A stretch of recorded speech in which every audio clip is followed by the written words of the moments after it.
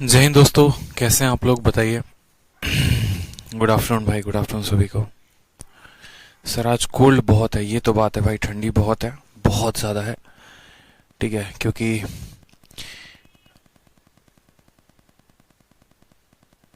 आज जो है बहुत तेज हवा चल रही है। एक बार कमेंट करके बताओ ऑडियो वीडियो क्लियर है। ऑडियो वीडियो क्लियर है, बहुत शानदार। ठीक है, हमारे यहाँ एक कहावत कहते हैं शायद भोजपुरी में कि ना माघे जाड़ ना सीते जाड़, जबे ब्यार तबे जाड़। समझ रहे हो? दोबारा से सुनो, ना माघे जाड़ ना सीते जाड़, जबे ब्यार तबे जाड़। कहने का मतलब होता है कि माघ के महीने में भी जाड़ नहीं पड़ती, शीत के करण में भी जाड़ नहीं पड़ती। जाड़ मतलब ठंडी, जब हवा चलती है तभी ठंडी लगनी शुरू हो जाती है। ठीक है, तो आज जो है बहुत ज्यादा हवा चल रही है। चलो तो बात करते हैं यहाँ पर दोस्त। आज हम पढ़ने वाले हैं ज्योमेट्री। ठीक है, और ज्योमेट्री में हम करेंगे सर्कल। सर्कल को लेकर इतनी खतरनाक शीट आप लोगों के लिए बनाई है कि दिल गार्डन गार्डन आप लोगों का हो जाएगा। अगर मैं आप लोगों को बोलूं तो दो बहुत ही बेहतरीन शीट आप लोगों को मैंने दिया है सर्कल में, एक ही साथ इकट्ठा दे दिया है, ताकि जो है जिन्हें पहले से आता है वो अपना प्रैक्टिस कर सके और जिन्हें नहीं आता वो वीडियो देख सकें।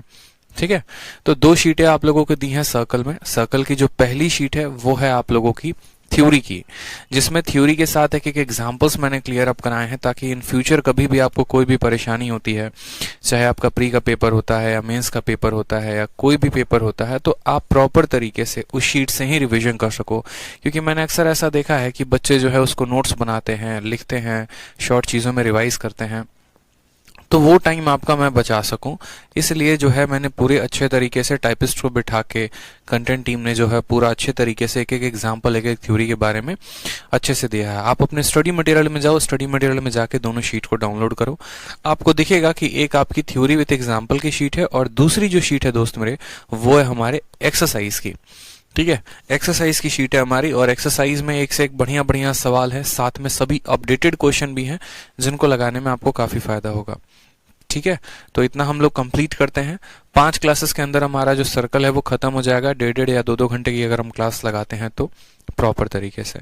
तो देखिए कुछ ऐसी शीट होगी आप लोगों की, मैंने तो प्रिंट करवा लिया है, आप लोगों भी जो है प्रिंट करवा लेना प्रॉपर तरीके से एक सर्कल की। ये थ्योरी वाली शीट है हमारी।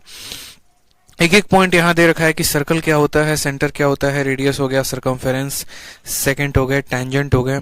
एक एक पॉइंट, हर एक पॉइंट के बारे में अच्छे तरीके से डिस्कशन है, हिंदी में भी है, इंग्लिश में भी है। प्रॉपर्टी आपको बताई है, और उस प्रॉपर्टी के ऊपर हर प्रॉपर्टी में 2 से 3 4 एग्जांपल्स हैं, ताकि उस प्रॉपर्टी को आपको हम क्लैरिफाई करवा सके। तो जो पहली शीट है उसमें कुल मिलाकर अगर हम बात करते हैं, ठीक है, कुल मिलाकर अगर हम बात करते हैं तो हमारे पास जो है कितनी प्रॉपर्टीज हो जाती हैं, 11 यहाँ हो गई, 12 प्रॉपर्टीज हैं हमारे पास। ठीक है, टोटल 12 प्रॉपर्टीज हैं, और 12 प्रॉपर्टीज के बाद हम पढ़ रहे हैं साइक्लिक क्वाड्रिलेटरल, और इस तरीके से हमारी खत्म हो जाती है शीट नंबर 1। अब शीट नंबर 1 अगर आप इतना कंप्लीट कर लेते हैं ना, तो आप जो है एक्सरसाइज को बहुत अच्छे तरीके से कंप्लीट कर पाएंगे, धुआं धुआं कर दीजिएंगे, यूं समझ लीजिए। तो ये जो थ्योरी वाला पोर्शन है ना, ये थ्योरी वाले पोर्शन को आपको अच्छे तरीके से खत्म करना है, एक एक एग्जाम्पल को अच्छे तरीके से समझना है, उसके बाद आप एक्सरसाइज में बहुत एक्सपर्ट हो जाएंगे। तो हम बात करते हैं यहाँ पे, सबसे पहले स्टार्ट करते हैं सर्कल का, थ्योरी विथ एग्जाम्पल्स वाला सारा ये टॉपिक। ठीक, सबसे पहला पॉइंट पढ़ते हैं कि सर्कल होता क्या है, वृत्त क्या होता है। ठीक है, तो जैसे कि पहले भी मैंने आपको बताया, a circle is a set of point on a plane which lie at a fixed distance from a fixed point. कहने का मतलब क्या है, सर्कल बनता कैसे है? तो सर्कल भैया सिंपल सा बात है कि अगर ये सभी पॉइंटों को आप जोड़ देते हो, ये सभी पॉइंटों को आप जोड़ देते हो, तो वो क्या बन जाता है, सर्कल। और ये सभी पॉइंटें जो हैं, सभी पॉइंटें ऐसे नहीं है कि एक पॉइंट यहाँ पर आ गया, एक यहाँ आ गया, एक यहाँ आ गया, और इनको जोड़ दे तो सर्कल बन जाएगा। नहीं, सेंटर, एक पॉइंट से सभी पॉइंटों का फिक्स डिस्टेंस, और ये जितने भी पॉइंट हैं, ये जितने भी पॉइंट हैं, उन सबको जब आप जोड़ोगे तो वो क्या बन जाएगा, वो बन जाएगा हमारा सर्कल, यानी वृत्त। बिंदुओं का वह समूह होता है जो एक निश्चित बिंदु से समान दूरी पर स्थित होते हैं। अगर मानो ये हमारा सर्कल है, तो जैसे कि मैंने कहा कि एक निश्चित बिंदु से समान दूरी पर होंगे, यानी वो जो निश्चित बिंदु होगा, जो फिक्स पॉइंट होगा, उसको हम क्या कहेंगे, तो उसको हम कहते हैं सेंटर। और जहां से ये जिस दूरी पर होते हैं, ये सभी दूरी समान होती हैं, ये सभी दूरी जो है ये सब के सब समान होती हैं, और इनको हम कहते हैं रेडियस, यानी हिंदी में त्रिज्या कहते हैं। क्या कहते हैं, रेडियस कहते हैं, हिंदी वाले इसको त्रिज्या कहते हैं। तो बीच वाले पॉइंट को कहते हैं सेंटर और इस डिस्टेंस को हम कहते हैं radius. The fix point is called the centre. और नीचे वाले को हम क्या कहेंगे, तो नीचे वाले को हम यहाँ पर त्रिज्या कहेंगे, रेडियस कहेंगे। अब जहां पर आपका रेडियस आता है तो रेडियस का एक डबल भी होता है, उसको हम कहते हैं डायमीटर। ठीक है, उसको हम कहते हैं डायमीटर। और रेडियस का डबल जो होता है वो क्या होता है, डायमीटर होता है। डायमीटर की अगर हम बात करें यहाँ पर, तो डायमीटर का हिंदी क्या होता है, जल्दी से बता दो। डायमीटर का हिंदी क्या होता है? तो अगर हमारा ये जो ओपी रेडियस है, अगर इसी तरीके से ओ से इसी लाइन को कहीं और पर भी हम डाल दें, तो वो हमारा ये पूरा लंबा लाइन जो हो जाएगा, एक ऐसा लाइन पूरा का पूरा सर्कल में, एक ऐसा स्ट्रेट लाइन जो हमारे पी से लेकर सेंटर तक पास होते हुए दूसरे पॉइंट को टच करे, उसको हम कहते हैं डायमीटर। उसको हम क्या कहते हैं, डायमीटर कहते हैं। समझ में आ गया बात यहाँ पे? और जो डायमीटर होता है वो हमेशा बराबर होता है रेडियस के 2 गुना के। ठीक है भाई मेरे, रेडियस के 2 गुना के। यहाँ पर रेडियस का अच्छे से पॉइंट आपको कह दिया गया। जैसे साइकिल के स्कोप आप देखते हो, साइकिल चलाते हो और साइकिल में सभी स्पोक होते हैं, वो सभी स्पोक जो होते हैं ना, वो साइकिल के क्या होते हैं, रेडियस होते हैं। आपने देखा है ना, सभी स्पोक की लेंथ बराबर होती है। तो वो जो स्पोक्स जितने भी आपके साइकिल में लगे होते हैं ऐसे, ये सभी के सभी क्या होते हैं, सर्कल के रेडियस होते हैं। इनको त्रिज्या कहते हैं। और सभी की जो लंबाई होती है वो बराबर होती है। इसके अलावा अगर मान लो कि मैं इस पूरे के पूरे लाइन को जोड़ दूं, तो इसको कहते हैं डायमीटर। और हिंदी में मेरे दोस्त कहते हैं इसको व्यास। क्या कहते हैं, व्यास कहते हैं। समझ में आ गया बात? चलो आ जाओ, अगला देखो, सरकमफेरेंस। अब ये सरकमफेरेंस क्या है? तो सरकमफेरेंस का मतलब हो गया परिधि। सरकमफेरेंस का मतलब हो गया परिधि। जैसे आपने देखा है स्क्वायर, तो स्क्वायर में क्या होता है, पेरीमीटर होता है। रेक्टेंगल का भी पेरीमीटर होता है, ट्रायंगल का भी पेरीमीटर होता है, तो सर्कल का भी पेरीमीटर होता है। और उसी के पेरीमीटर को हम पेरीमीटर शब्द ना इस्तेमाल करके यहाँ पर सरकमफेरेंस वर्ड का इस्तेमाल करते हैं। जैसे मानो मैंने आपको कहा था ना कि मेरा बेटा है, मानो उसको जो है दिवाली के दिन लाइटिंग लगानी है, तो मैंने कहा जाओ और बाउंड्री नाप कर आओ कि कितना बाउंड्री जो है तुम्हारा कितने सेंटीमीटर में है। जैसे मानो ये घर हो गया, ठीक है, आपको ये देखना है कि ये जो मेरी दीवार है ये कितने मीटर की है पूरी की पूरी, ताकि उस अकॉर्डिंग मैं लाइट लेकर आऊं और दिवाली के दिन लाइटिंग कर सकूं। तो ये जितना मीटर आएगा वो क्या होगा, उसका पेरीमीटर। उसी तरीके से सर्कल की जो ये बाउंड्री होती है, जैसे एक प्लेग्राउंड है मानो, यहाँ पर ये एक स्टेडियम है, यहाँ पर क्रिकेट का स्टेडियम है, और ये क्रिकेट के स्टेडियम की जो बाउंड्री होगी वो क्या होगी, वो उसकी सरकमफेरेंस होगी। और जिसमें प्लेयर आपके खेल सकेंगे क्रिकेट मैच, ठीक है, जिस फील्ड के अंदर खेल सकेंगे उस फील्ड का हमेशा एरिया होता है। ठीक है, तो फील्ड का हमेशा एरिया होता है और स्टेडियम का हमेशा क्या होता है, पेरीमीटर होता है। इस बात को ध्यान रखें। ठीक है, तो परिधि का मतलब क्या हो गया, ये पूरा का पूरा आउटर बाउंड्री, इसकी जो भी लंबाई होगी उसको हम क्या कहेंगे, परिधि कहेंगे। चलो यहाँ पे आ जाओ, अगला बात करते हैं सेकंड के बारे में। छोटा सा पॉइंट है लेकिन बहुत महत्वपूर्ण है। सेकंड के बारे में बच्चे कंफ्यूज रहते हैं कि सेकंड क्या है और टेंजेंट क्या है। सेकंड यानी छेदक रेखा। अगर हम बात करें तो प्रॉपर तरीके से डेफिनेशन दिया गया है कि एक line segment which intersect the circle in 2 distinct point is called second in the given diagram. जैसे मानो यहाँ पर क्या है, एक सर्कल है, एक लाइन है, ऐसे काट के चली गई, तो इस लाइन को क्या कहते हैं, इस लाइन को सेकंड कहते हैं। जो बाहर से अंदर तक काट के चली जाएगी इसको क्या कहते हैं, सेकंड कहते हैं। जैसे PQ एक लाइन थी जिसने सर्कल को A पर और B पर काटा, ये सर्कल को 2 पॉइंट पे काट गया, तो ये क्या होगा, देखो जो 2 पॉइंट पर काटेगा, एक ऐसा लाइन जो सर्कल को 2 पॉइंट पर काटेगा, उसको हम कहेंगे सेकंड, उसको हम कहेंगे सेकंड। और एक ऐसा पॉइंट समझना, सर्कल को जो 2 पॉइंट में काटे, 2 भागों में 2 पॉइंट में काट दे, वो सेकंड होता है। और एक ऐसा लाइन जो सर्कल को सिर्फ और सिर्फ 1 पॉइंट पे टच करे, उसको टेंजेंट कहते हैं। इसको सेकंड कहते हैं, इसको टेंजेंट कहते हैं। और ये जो बीच में ये जो लेंथ होता है ना, जैसे सेकंड ने इसको काटा और बीच की ये जो लेंथ हो गई, इसको हम कॉर्ड कहते हैं। तो ये 3 पॉइंट थे हमारे, दोबारा से समझ लो। सेकंड का मतलब हो गया छेदक रेखा। छेदक रेखा वो जो एक रेखा है जो इसको 2 पॉइंट पे प्रतिच्छेदित करती है, तो उस रेखा को हम क्या कहते हैं, छेदक रेखा कहते हैं। उसी तरीके से हम बात करते हैं टेंजेंट की। टेंजेंट क्या होता है, a line segment which is one common point with the circumference of a circle that it touches only at 1 point. Simple सी बात है, अगर हमारा ये सर्कल है, एक ऐसा लाइन आया और सर्कल को सिर्फ एक बिंदु पर टच करके चला गया, तो ये PQ को क्या कहेंगे, तो इस PQ को हम टेंजेंट कहेंगे, स्पर्श रेखा कहेंगे। ठीक है, स्पर्श रेखा कहेंगे, ये सिर्फ इसको स्पर्श कर रहा है, टच कर रहा है, काट नहीं रहा। काटने वाले को छेदक रेखा कहते हैं, काटने वाले को जो है सेकंड कहते हैं, छेदक रेखा कहते हैं। टच करने वाले को टेंजेंट कहते हैं, T फॉर टच और T फॉर टेंजेंट। ठीक है, यानी स्पर्श रेखा कहेंगे।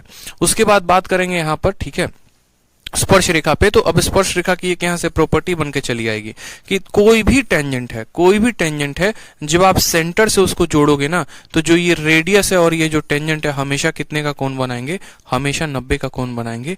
ये बात ध्यान रखना, ये बात अच्छे से ध्यान रखना कि R is the point of contact, note radius is always perpendicular to tangent. इस बात को ध्यान रखना है, ये जो नोट आपके लिए लिखा है कि रेडियस जो होता है वो दोस्त हमेशा क्या होता है, हमेशा परपेंडिकुलर होता है। किसके परपेंडिकुलर होता है, तो हमेशा हमारे कॉर्ड के, हमेशा रेडियस जो है हमेशा हमारे टेंजेंट के क्या होगा, तो परपेंडिकुलर होगा। आ जाओ अगला पॉइंट देखो, कॉर्ड। कॉर्ड के बारे में बच्चे पूछ रहे हैं, जैसे अभी सिंह पूछ रहे हैं सर कॉर्ड किसे कहते हैं। कॉर्ड का मतलब होता है दोस्त जीवा। क्या होता है, जीवा होता है। एक ऐसा लाइन सेगमेंट जिसके दो एंड पॉइंट हो, जैसे मानो मैंने कहा था ना कि ये हमारा सेकंड है और ये सेकंड जो है छेदक रेखा जो है वो PQ है, लेकिन ये सर्कल को A पर और B पर काटता है। तो जो ये काटता है और सर्कल के अंदर की जो ये लंबाई AB होती है ना, उस AB लंबाई को हम कॉर्ड कहते हैं। उस AB लंबाई को हम क्या कहते हैं, उस AB लंबाई को हम कॉर्ड कहते हैं, यानी ये हमारा हो जाता है जीवा। एक रेखाखंड जिसके अंतिम बिंदु वृत्त की परिधि पे हो। अब यहां पर जैसे मानो हमारा एक सर्कल है, तो ये भी हमारा कॉर्ड हो सकता है, ये भी हमारा कॉर्ड हो सकता है, ये भी हमारा कॉर्ड हो सकता है, ये भी कॉर्ड हो सकता है, कोई भी। लेकिन आपके पेपर में पूछा जाता है, और क्या पूछा जाता है कि सर्कल का सबसे बड़ा कॉर्ड क्या होता है। बचपन में पूछा जाता होगा कि यदि ये एक सर्कल है तो सबसे बड़ा कॉर्ड कौन सा होगा। तो सबसे बड़ा कॉर्ड अगर हम बात करें तो सबसे बड़ा कॉर्ड जो होता है वो डायमीटर होता है, ठीक है, व्यास होता है। समझ में आ गई बात। ये biggest chord in a circle होता है, सबसे बड़ा कॉर्ड, बिगेस्ट कॉर्ड आप कह सकते हो। आपको ये कैसे मदद करेगा ये पॉइंट, तो जब आप क्वेश्चन लगा रहे होंगे ना, जब आप क्वेश्चन लगा रहे होंगे तो क्वेश्चन लगाने के समय में आपको ध्यान रखना होगा, जैसे कहा जाएगा कि सर्कल के सबसे बिगेस्ट कॉर्ड की लंबाई 10 सेंटीमीटर है, तो आपको तुरंत पकड़ लेना है कि उसका डायमीटर 10 सेंटीमीटर है, तो उसकी रेडियस 5 सेंटीमीटर हो जाएगी, ठीक है। तो ध्यान रहेगा, कॉर्ड का मतलब क्या हो गया, जीवा हो गया। यहाँ पे डायमीटर के बारे में यहाँ बताया गया है, व्यास जो कि मैंने आपको पहले बता दिया है। चलो आ जाओ, उसके बाद बात करते हैं आर्क के बारे में कि आर्क क्या होता है, यानी चाप, ठीक है। याद करो बचपन के वो दिन जब आप मम्मी पापा से लड़ाई करके और ज्योमेट्री का इंस्ट्रूमेंट बॉक्स लिया करते थे, ठीक है, ज्योमेट्री का इंस्ट्रूमेंट बॉक्स लिया करते थे कि भैया हमको प्रकाल दो, कंपास जिसको इंग्लिश में कहते हैं, ठीक है। मेरे पड़ोसी के पास भी ऐसा बढ़िया बढ़िया इंस्ट्रूमेंट बॉक्स है, ज्योमेट्री बॉक्स है, और इस ज्योमेट्री बॉक्स में उसके पास कंपास है, रूलर है, ये है वो है, मुझे भी चाहिए, ठीक है। और क्या करते थे, कंपास के अंदर पेंसिल लगाओगे और पेंसिल लगाने के बाद एक ऐसे एकदम गाड़ोगे बीच में और ऐसे लेके चाप बनाओगे। ऐसे लेकर बनाओगे कि नहीं बनाओगे, तो जो ये चाप बनाते थे ना उसी को हम क्या कहते हैं, आर्क कहते हैं। कि एक फिक्स सेंटर पे रख लिया और पेंसिल से ऐसे घुमा दिया, वो हमारा क्या हो जाता है, सेंटर हो जाता है, वो हमारा क्या हो जाता है, आर्क हो जाता है। तो कहा गया any 2 point on a circle divide the circle into 2 part, the smaller part is called minor arc and the larger is called major. जैसे मानो हमने यहाँ पर कंपास को रखा और इस तरीके से चाप खींचा, तो ये एक छोटा सा पार्ट हो गया सर्कल का। कितना पार्ट हो गया, छोटा सा पार्ट हो गया। बाकी पार्ट कहाँ है, तो नीचे। तो छोटा वाला जो पार्ट होगा, जो आधे से कम पर होगा, जो आधे से कम पर होगा उसको माइनर आर्क बोलेंगे, जो आधे से ज्यादा पर होगा उसको मेजर आर्क बोलेंगे, ठीक है। माइनर आर्क होता है, मेजर आर्क होता है। चाप हो गया यहाँ पे, तो दो तरीके से, छोटा वाला भाग छोटा चाप कह सकते हो और बड़ा चाप यहाँ पे कह सकते हो। उसी तरीके से सेमी सर्कल क्या होता है, तो देखो जब वो चाप को आप पूरा आधे पर बनाते हो, जब वो चाप को पूरा ऐसे आधे लेकर बनाते हो, तो ये चाप जो है ये पूरा का पूरा क्या करता है, ऊपर वाले सर्कल को आधे में बांट देता है, यानी सर्कल जो है उसको सेमी कर देता है, आधा कर देता है। जैसे पेरीमीटर में सेमी वर्ड लग जाता है तो वो पेरीमीटर का आधा हो जाता है, तो सर्कल में सेमी लग जाता है। सेमी एक रूट वर्ड है जिसका मतलब करना होता है किसी भी संख्या को आधा, किसी भी चीज को आधा करना। तो सर्कल को अगर आप सेमी बना रहे हो, यानी आप उसको आधे आधे भाग में काट रहे हो, तो आधा पार्ट क्या कहलाएगा, उसका सेमी सर्कल कहलाएगा, ठीक है। आधा पार्ट क्या कहलाएगा, सर्कल कहलाएगा, अर्धवृत्त कहलाएगा, आधा वृत्त। तो कहा गया the diameter of a circle divide the circle into 2 equal part and each part is called a semi circle. छोटी छोटी चीजें जानना बहुत जरूरी है, ठीक है। जनाब कहते हैं सर सेक्टर बता दीजिए। जनाब शायद आपने शीट नहीं देखा है, आप शीट देखोगे ना तो शीट में हर कुछ है और मैं हर पॉइंट बताऊंगा, चिंता मत करो यहाँ पे, ठीक है। चलो आ जाओ, उसके बाद बात करते हैं यहाँ पे सेंट्रल एंगल के बारे में। तो सेंट्रल एंगल कैसे बनता है, जैसे मानिए मैंने कहा यहाँ पर कि ए बी जो है हमारा क्या है, चाप है, यानी आर्क है, ठीक है। जब हम पॉइंट ए को सेंटर के साथ जोड़ेंगे और जब बी को सेंटर के साथ जोड़ेंगे तो बीच में जो यहाँ पर कोण बनेगा ना थीटा, इसी थीटा को हम क्या कहते हैं, सेंट्रल एंगल कहते हैं। इसी थीटा को क्या कहते हैं, सेंट्रल एंगल कहते हैं। An angle formed at the centre of the circle is called central angle. जैसे दिए गए फोटो में ट्रायंगल एओबी जो है वो क्या है, यहाँ पर आप कह सकते हो एंगल एओबी जो हो गया वो सेंट्रल एंगल हो गया, एंगल हो गया यहाँ पे एंगल एओबी जो हो गया वो क्या हो गया, सेंट्रल केंद्रीय कोण। अब इसी से आप मुझे एक बात बताओ कि जैसे सर्कल है, ठीक है, और सर्कल में अगर हम बात करते हैं सेमी सर्कल की, तो सेमी सर्कल का सेंटर का कोण कितना हो जाएगा, तो सेमी सर्कल में सेंट्रल कोण जो हो जाएगा वो 180 डिग्री हो जाएगा। अगर मानो यहाँ पर हम बात करते हैं ये सर्कल तो है लेकिन क्वार्टर सर्कल की, सेमी की नहीं क्वार्टर की। सेमी का मतलब होता है आधा, क्वार्टर का मतलब होता है 1/4, यानी यहाँ पर जो ब्लू कलर से बनाएंगे वो हो जाएगा क्वार्टर सर्कल। ये वाला क्या हो जाएगा, ये हो जाएगा क्वार्टर सर्कल। और क्वार्टर सर्कल में जो एंगल होगा तो कितना होगा, तो थीटा की वैल्यू यहाँ पर आ जाएगी 90 डिग्री। थीटा बराबर हो जाएगा कितना, 90 डिग्री।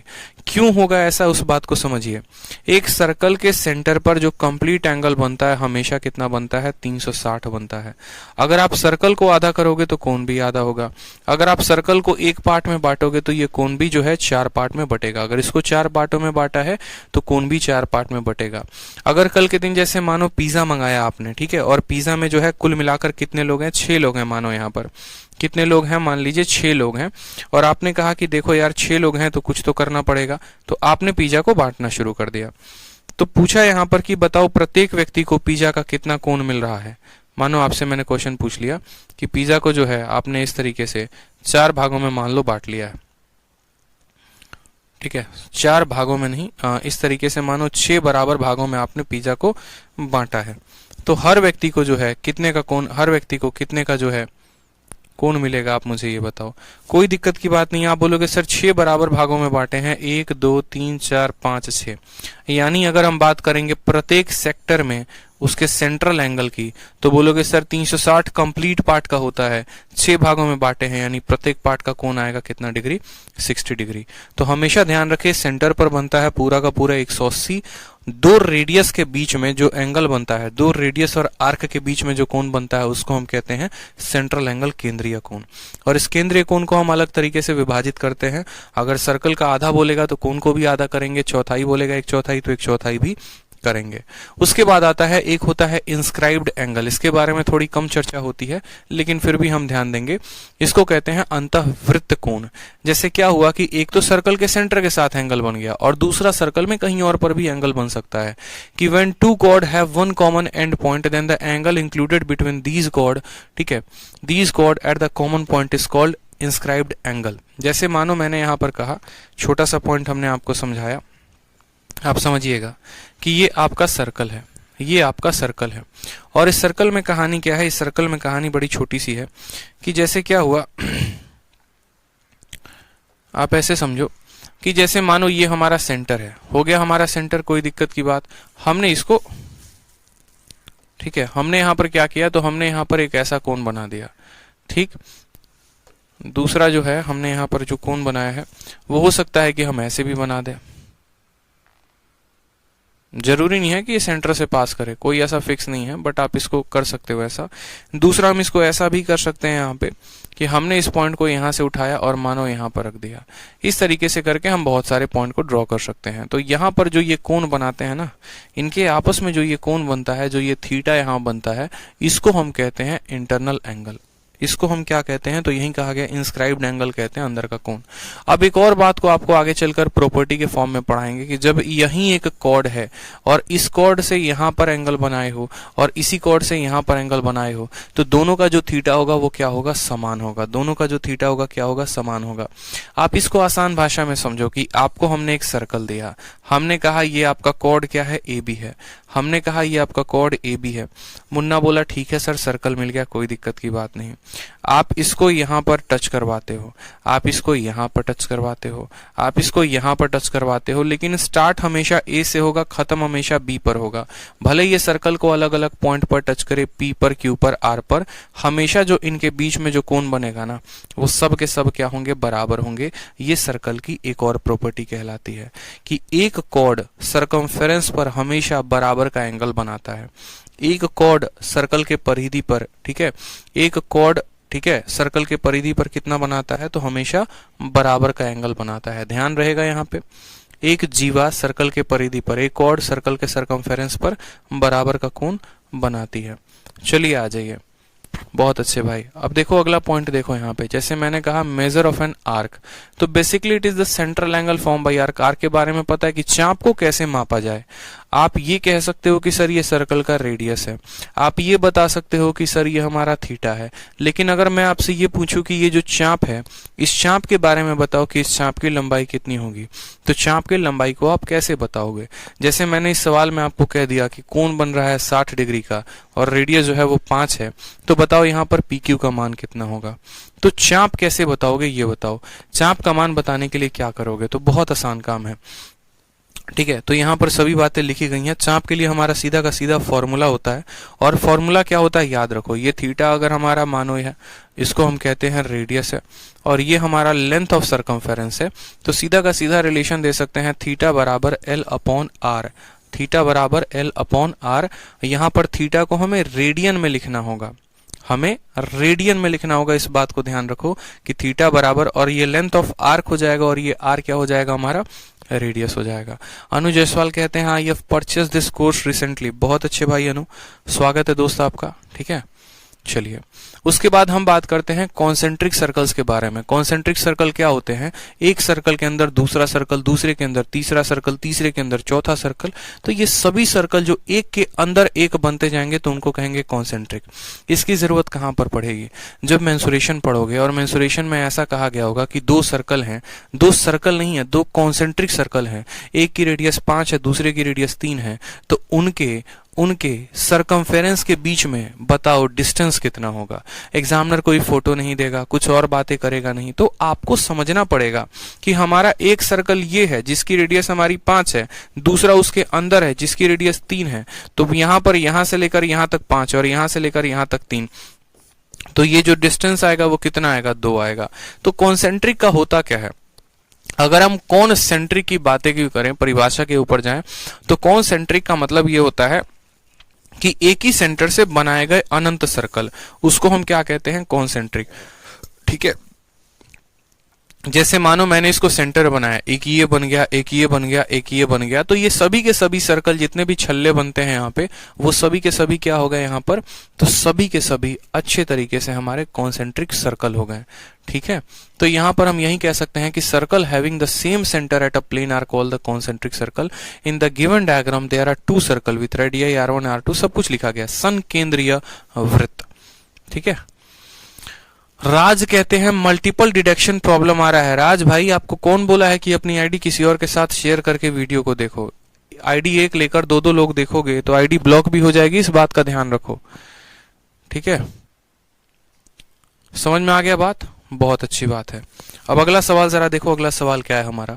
अगला सवाल हमारा कहा गया है कॉन्ग्रुएंट सर्कल। कॉन्ग्रुएंट का मतलब क्या होता है, जिस तरीके से आपने ट्रायंगल पढ़ा है, और ट्रायंगल में आपने क्या पढ़ा कि यदि हमारे ये 2 ट्रायंगल हैं और ये 2 ट्रायंगल हमारे कॉन्ग्रुएंट हो जाते हैं, तो इनका और इनका एरिया क्या हो जाता है, बराबर हो जाता है, ठीक है। इनके साइड भी बराबर होते हैं, इनके एंगल भी बराबर होते हैं। उसी तरीके से अगर आप 2 सर्कल को कॉन्ग्रुएंट कह रहे हो, यानी एक का जुड़वा कौन होगा, दूसरा होगा। जितनी रेडियस इसकी होगी उतनी ही रेडियस दूसरे की होगी, जितनी सरकमफेरेंस इसकी होगी उतनी ही सरकमफेरेंस इसकी होगी, जितनी एरिया इसकी होगी उतनी ही एरिया इसकी होगी। हर एक बात एक दूसरे से सिमिलर मिलता रहेगा, यानी कॉन्ग्रुएंट सर्कल वो होते हैं जिनका प्रत्येक चीज जो होता है वो क्या होता है, बराबर होता है, ठीक है। समझ में आ गया बात यहाँ पे। चलिए आ जाइए अगला देखें, यहाँ पे फिर बात करते हैं सेगमेंट ऑफ सर्कल के बारे में, ठीक है। अब सेगमेंट ऑफ सर्कल के बारे में क्या है, तो जैसे कि आपने आर्क को देखा, आर्क आपने देखा, आर्क क्या होता है, जैसे मानो एक सर्कल हो गया, ठीक है, और यहाँ पर क्या हो गया कि ये हमारा माइनर आर्क हो गया, छोटू आर्क हो गया, और जो बच गया वो क्या हो गया, बड़ा आर्क हो गया, मेजर आर्क हो गया। अगर इन आर्क को हम जोड़ दें, अगर हम इन आर्क को जोड़ दें तो एक सर्कल को ये ब्लू वाले पार्ट में बांटेगा और दूसरा वाला जो है इसको बड़े वाले पार्ट में बांटेगा। तो माइनर आर्क जो है वो माइनर सेगमेंट बनाता है और मेजर आर्क जो है वो मेजर सेगमेंट बनाता है। सेगमेंट का मतलब अपनी अपनी हिस्सेदारी। जैसे यहाँ पर मानो इसकी लंबाई 3 सेंटीमीटर, इसकी 5 सेंटीमीटर, तो ये 3 के हिसाब से अपना क्षेत्रफल बनाएगा, अपना सेगमेंट बनाएगा, और 5 वाला अपना क्षेत्रफल बनाएगा। समझ में आ गया बात यहाँ पे? जैसे पॉइंट P और Q है, तो ये जो नीचे वाला सेगमेंट होगा ना, ये पूरा एरिया, इसको कहते हैं माइनर सेगमेंट, और ऊपर वाले पूरे के पूरे क्षेत्रफल को क्या कहते हैं? मेजर सेगमेंट कहते हैं। इस बात को ध्यान रखिए। The chord divide a circle into 2 region, these 2 regions are called segment. याद रखो, फिर से समझो, जिस तरीके से सरकमफेरेंस अलग होता है और एरिया अलग होती है, उसी तरीके से आर्क अलग होता है, सेगमेंट अलग होता है। आर्क की बात करोगे तो ये माइनर आर्क है, ये PQ की जो लंबाई है ये आर्क है, लेकिन अगर सेगमेंट की बात करोगे तो ये पूरा का पूरा जो एरिया है ये माइनर सेगमेंट है। यानी अगर हम बात करेंगे तो इसको हम कह सकते हैं दिस इज माइनर आर्क, ये माइनर आर्क है। और ये हरे वाले की बात करोगे तो बोलोगे सर ये माइनर सेगमेंट है। ठीक है, सेगमेंट का मतलब क्या होता है? जो किसी चीज से टूट के निकला होता है। जैसे मानिए कि आप जो है अपने पिता के, अपने फैमिली के सेगमेंट हैं, एक ब्रांच है। ठीक है, उसी तरीके से चलिए उसके बाद जो नेक्स्ट पॉइंट होता है वो होता है हमारा साइक्लिक क्वाड्रिलेटरल। साइक्लिक क्वाड्रिलेटरल क्या होता है? तो एक ऐसा क्वाड्रिलेटरल जिसके चारों के चारों वर्टेक्स सर्कल पे हों। और फिर उसके बाद साइक्लिक क्वाड्रिलेटरल की आपको अलग से प्रॉपर्टी पढ़ाएंगे कि यहाँ पर जैसे सभी का 360 तो होता ही है, अपोजिट एंगल का सम 180 होता है।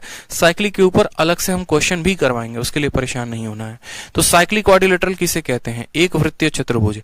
एक सर्कल बना दिया और सर्कल के अंदर एक पॉइंट यहां हो गया, दूसरा यहां हो गया, तीसरा यहां हो गया, चौथा यहां, कोई भी हो, कहीं पर भी हो, कोई फर्क नहीं पड़ता, बस उसके चारों पॉइंट, इस क्वाड्रिलेटरल के चतुर्भुज के चारों पॉइंट इस सर्कल के परिधि यानी सरकमफेरेंस पे होना चाहिए।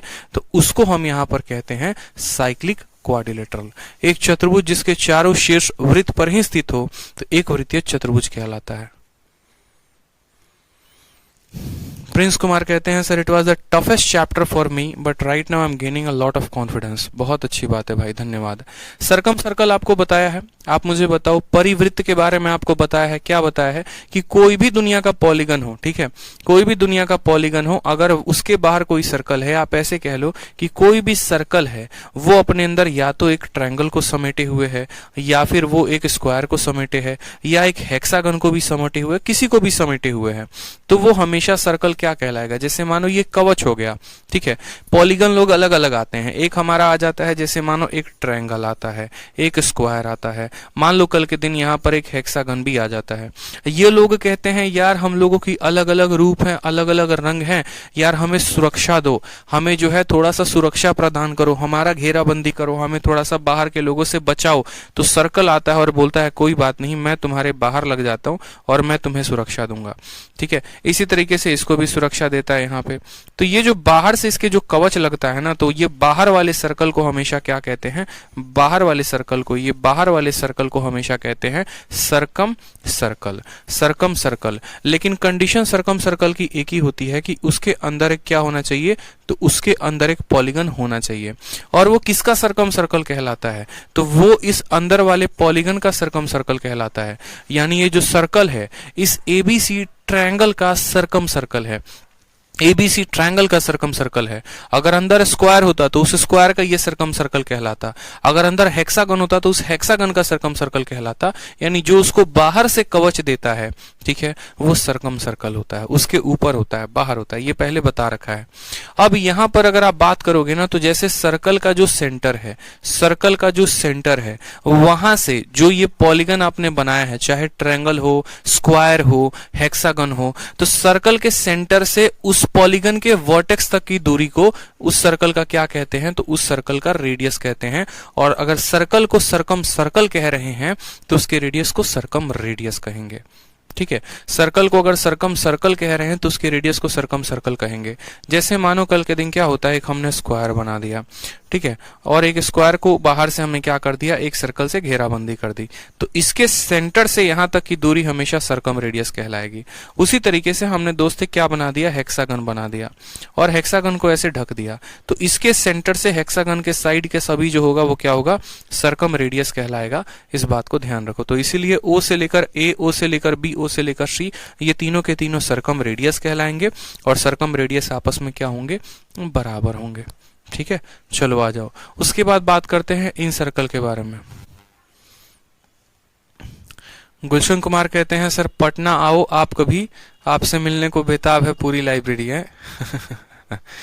मिल लेंगे भाई, क्या दिक्कत है। चलो, अब जिस तरीके से मानो क्या होता है कि यहां पर आपने देखा कि कोई भी पॉलीगन को कौन कवच दे रहा है, तो कोई भी पॉलीगन को कवच एक तरीके से शील्ड जो है वो सर्कल दे रहा है। तो एक बार क्या होगा कि हो सकता है सर्कल के ऊपर भी अटैक हो जाए, ठीक है, तो बेचारा सर्कल कहां जाएगा, तो सर्कल जाएगा उस पॉलीगन के पेट के अंदर। जैसे मानो कि क्या हुआ कि सर्कल के ऊपर अब अटैक हो गया, अब सर्कल अलग अलग लोगों के पास जा रहा है, सभी से सहायता मांग रहा है। ट्रायंगल को बोला भाई तू मुझे सपोर्ट कर दे, स्क्वायर को बोला भाई तू मुझे सपोर्ट कर दे, ठीक है। इसी तरीके से जानो मानो हेक्सागन को बोला कि भाई तू मुझे सपोर्ट कर दे। तो सबने कहा एक वक्त था जब तुम हमें सपोर्ट किया करते थे, आज एक वक्त है कि तुम्हें सपोर्ट चाहिए, तो हम बिल्कुल तुम्हें सपोर्ट करेंगे। एक काम करो, अब बाहर से हम तुम्हें कवच देंगे, तुम हमारे अंदर आ जाओ, तुम हमारे क्या आ जाओ, अंदर आ जाओ। तो अब सर्कल बाहर से अंदर आ चुका है। जब वो बाहर होता था तो उसको हम सर्कम सर्कल कहते थे, और उसकी रेडियस को कैसे निकालते थे, तो उसके सेंटर से वर्टेक्स तक की दूरी। अब जब वो सर्कल अंदर आ जाएगा तो उसको हम इन सर्कल कहेंगे। इन सर्कल वो सर्कल होता है जो किसी भी पॉलीगन के अंदर होता है। और अब अगर इस सर्कल के रेडियस को निकालना होगा ना, तो हमेशा इसके सेंटर से साइड वाली दूरी जो कहलाती है वो रेडियस, सेंटर से साइड पे, सेंटर से साइड पे, सेंटर से साइड पे, यही इसकी रेडियस कहलाएगी। दोस्त इस बात को ध्यान रखो। तो जब वो बाहर रहेगा तो सेंटर से वर्टेक्स वाली दूरी को क्या कहेंगे, सर्कम रेडियस कहेंगे। और जब यहां पर वो अंदर होगा, जब यहां पर वो सर्कल अंदर होगा, वहां से जो साइड की दूरी होगी वो हमारी इन रेडियस कहलाएगी, और वो सर्कल हमारा इन सर्कल कहलाएगा। ठीक है, अंतःवृत्त कहलाएगा, और इस त्रिज्या को हम अंतः त्रिज्या कहेंगे। क्लियर हो गया मेरी बात, यहां पे पॉइंट क्लियर है। अब जरा अगला पॉइंट को पढ़ते हैं। अगला पॉइंट कहा गया है कि दो आर्क ऑफ ए सर्कल, ठीक है, और congruent circle are congruent if their degree major, इसको हटाओ यहां से, इसकी जरूरत नहीं है। आ जाओ, दूसरी बात हमारा आता है कॉमन कॉर्ड करके। कॉमन कॉर्ड क्या होता है, जैसे बहुत बार आपने एग्जाम में ऐसा समझा होगा कि कॉमन कॉर्ड की लंबाई 5 सेंटीमीटर है। जैसे आपसे ऐसा क्वेश्चन स्टेटमेंट परिभाषा के फॉर्म में दिया जाएगा। क्यों हम आपको फोटो के थ्रू समझा रहे हैं, ताकि आपको पता चल सके कि किस पॉइंट को क्या कहते हैं। नहीं तो प्रॉब्लम कहां होगी, जब एग्जामिनर आपको भाषा के फॉर्म में सवाल दे देगा और आपसे फोटो नहीं बनेगा, फिर आप इस बात से परेशान होगे सर फोटो नहीं बन रहा है। ठीक है, तो फोटो बनाने के लिए एक एक पॉइंट का क्लियर होना जरूरी है। वो सेकंड बोलेगा, छेदक रेखा बोलेगा तो छेदक बनाएंगे, टेंजेंट बोलेगा, स्पर्श बोलेगा, स्पर्श बनाएंगे। ठीक है, जीवा बोलेगा तो जीवा बनाएंगे, जो बोलेगा वही बनाएंगे हम। ठीक है, अब जैसे मानो आपका एग्जामिनर कहता है कि आपके पास 2 सर्कल है, एक की रेडियस 5 है, दूसरी की रेडियस जो है वो 3 है। ठीक है, कोई समस्या की बात, आप मुझे जो है उनके बीच की दूरी बताओ, यानी कॉमन कॉर्ड की दूरी 10 सेंटीमीटर है। और इसके ऊपर, ठीक है, इसके ऊपर बहुत सारा सवाल पूछा जाता है। राज कह रहे हैं सर मेरा एनडीए क्लियर हो गया। बहुत अच्छी बात है राज, मुबारक हो आपको। ठीक है, हमारी तरफ से बहुत सारी शुभकामनाएं हैं आपको आपके एसएसबी के लिए, और दुआ करेंगे भगवान से कि आपका जरूर एसएसबी में सिलेक्शन हो और आप एक बहुत अच्छे पद पर चयनित हो मेरे दोस्त। ठीक है, देश की आप सेवा करें और बहुत नेक इंसान, बहुत काबिल इंसान बने। ऐसे इस तरीके से बहुत अच्छा लगता है जब बच्चों का ऐसे ही सिलेक्शन आता है। तो किसी का हरियाणा पुलिस में होता है, किसी का बिहार पुलिस में होता है, किसी का यूपी में होता है, और बड़ा मजा भी आता है। चलो यार, अपने जो है स्टूडेंट हैं, हर डिपार्टमेंट में, हर स्टेट में है। बढ़िया तरीके से जो दुआ है राज आपके लिए है कि आप एनडीए में बढ़िया तरीके से जो है एसएसबी देने जाएं और कभी हमें याद भी रखें। चलो आ जाओ, बात करते हैं कॉमन कॉर्ड की बात करते हैं। तो मैंने जैसे कि कहा कॉमन कॉर्ड क्या होता है। अब आप मुझे बताओ एक ऐसा कॉर्ड जो इसमें भी आ जाए और वही कॉर्ड जो दूसरे वाले के लिए भी हो। जैसे बात करेंगे, इस सर्कल का कॉर्ड तो ये भी है, इस सर्कल का कॉर्ड ये भी है, इस सर्कल का कॉर्ड ये भी है। उसी तरीके से इस सर्कल के भी बहुत सारे कॉर्ड होंगे, लेकिन एक ऐसा कॉर्ड, एक ऐसा जीवा जो दोनों में कॉमन हो।